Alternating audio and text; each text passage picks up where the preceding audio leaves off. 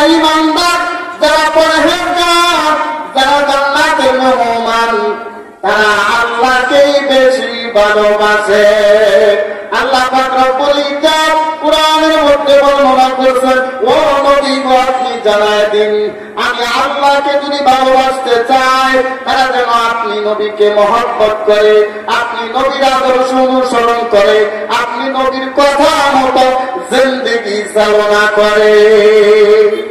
আমার নবী এমন নবী যে নবীকে সৃষ্টি না করলে এই জগতে কোনো কিছুই সৃষ্টি হইতো না, ঠিক কিনা বলে? ইমামুল আউয়ালিন ওয়াল আখিরিন বহরে সাদকা রাহমাতাল লিল আলামিন সাইয়্যিদুল কাওনাইন কুতুবুল মুরসালিন আখির আবদ বুদ ফকরুল আউয়ালিন সুবহানাল্লাহ রাহমাতাল লিল আলামিন মসজিদে শুধু হামারা ये জমিন। আল্লাহ পাক রব্বুল ইজ্জত কুরআনের মধ্যে আরেক আয়াতের মধ্যে বলে দিলেন, ও নবী গো আপনি সাধারণ কোন নবী নয়, আপনি সাধারণ কোন মানুষ নয়। ওয়া মা আরসালনাকা ইল্লা রাহমাতাল লিল আলামিন। আল্লাহু আকবার। আপনি হচ্ছেন এই বিশ্ব জগতের জন্য আদর্শ মডেল। আপনার মডেল অনুযায়ী দুনিয়াতে যারা জিন্দেগি চালনা করবে, আপনার আদর্শ অনুযায়ী আপনার এই যে কাজ, আপনার যে আমল, আপনার যে জিন্দেগি, আপনার যে জীবনী, এই জীবনী ফলো কইরা যারা জীবন বাস্তবায়িত করবে, আমি আল্লাহ তাদের জান্নাতের মেহমান বানায় দিব। সুবহানাল্লাহ।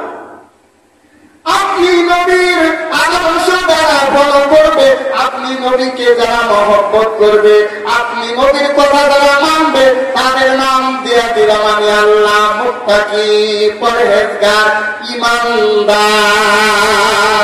একটা ঈমানদার, একটা পরহেজগার, একটা আল্লাহওয়ালা বান্দার যখন মৃত্যুর সময় হয়ে যাবে রে বাবা, আমি আয়াত তিলাওয়াত করেছি, কুল্লু নাফসিন যায়িকাতুল মাউত সুম্মা ইলাইনা তুরজাউন। আমরা আল্লাহ পাক রব্বুল ইজ্জত বলেন, ও দুনিয়ার মানুষ শুনে নাও, প্রত্যেকটা প্রাণীকে মৃত্যুর স্বাদ ভোগ করতে হবে, প্রত্যেকটা প্রাণীকে মৃত্যুবরণ করতে হবে।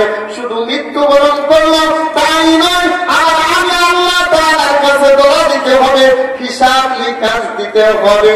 আল্লাহ বলেন, একটা ঈমানদার, পরহেজগার, মুত্তাকি, একটা আমি আল্লাহ গোলামের যখন মৃত্যুর সময় হয়ে যাবে, আজরাইল আলাইহিস সালাতু ওয়াস সালাম যখন ঈমানদারের জান কবজের জন্য এসে যাবে, উপস্থিত হয়ে যাবে রে বাবা, আল্লাহ আমাদেরকে কত ভালোবাসেন, ঈমানদারদেরকে কত ভালোবাসেন।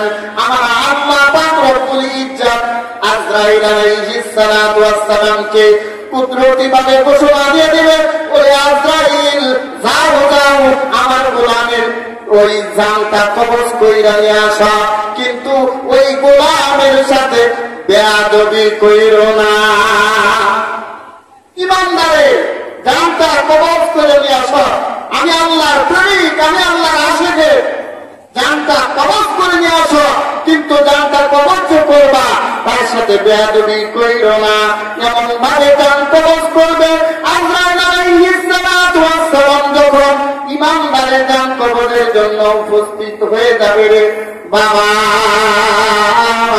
তখন ওই ঈমানদারের জানটা এমন ভাবে কবজ হবে, দুনিয়ার জগতে যেমন